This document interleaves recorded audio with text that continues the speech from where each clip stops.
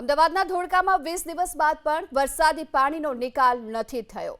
ધોળકાના જલાલપુર વજીફાને વરસાદી પાણીએ બાનમાં લઈ લીધું છે અને જલાલપુર વજીફા ગામમાં 20 દિવસ થઈ ચૂક્યા છે। હજુ પણ આ પાણી ભરાયેલા જોવા મળી રહ્યા છે। પાણી ઓસરવાનું નામ નથી લઈ રહ્યા। ગામના મુખ્ય દ્વાર અને માર્ગો હજુ પણ ઘૂંટણસમા પાણીમાં ગળાડૂબ જોવા મળી રહ્યા છે અને 20 દિવસથી પાણીનો નિકાલ ન થતા ગ્રામજનો મુશ્કેલીમાં મુકાઈ ચૂક્યા છે। અનેક રજૂઆતો કરી ચૂક્યા છે ગ્રામજનો, પરંતુ છતાં પણ હજુ સુધી આ સમસ્યાનો ઉકેલ નથી આવી રહ્યો। વધુ વિગતો મેળવીએ સંવાદદાતા હિરેન રાજગુરુ આપણી સાથે જોડાઈ ચૂક્યા છે। હિરેન, 20 દિવસથી લોકો સતત આ પાણીની વચ્ચે રહેવા માટે મજબૂર છે। પ્રશાસન તરફથી કોઈ કામગીરી છે? શા માટે પ્રશાસન કોઈ કામગીરી કરતું નથી અને રજૂઆતો ધ્યાન પર નથી લઈ રહ્યું?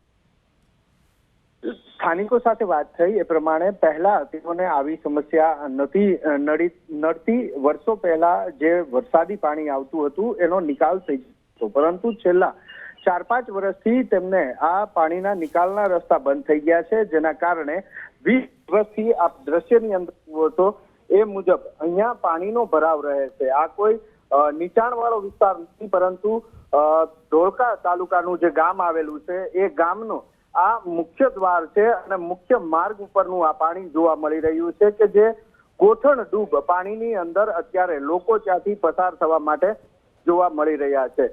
જલાલપુર વજીફા નામનું આ ગામ છે। 20 દિવસથી પાણીની અંદર ગરકાવ છે ગામ। એક રીતે જોવા જાવ તો અહીંયા જળ કર્ફ્યુ લાગ્યો હોય એ પ્રકારેની પરિસ્થિતિનું નિર્માણ થયું છે। અનેક જગ્યાએ રજૂઆત કરી, પરંતુ સ્થાનિક લોકોનું કહેવું છે કે પ્રશાસન તરફથી કોઈને કોઈ આવે છે, મશીનરી પણ લઈને આવે છે, પરંતુ એ મશીનરીનો ઉપયોગ નથી થતો અને પાણીના નિકાલનો રસ્તો નથી મળતો, જેના કારણે 20 દિવસથી લોકો આ જ પાણીમાં અવર જવર કરવા માટે મજબૂર બન્યા છે। તો કેટલાક વિસ્તાર તો એવા પણ છે ગામની અંદર કે જ્યાં ઘરોમાં પણ પાણી ભરાયા છે અને એ લોકોના ઘરોમાંથી પણ પાણી ઓસરતા નથી।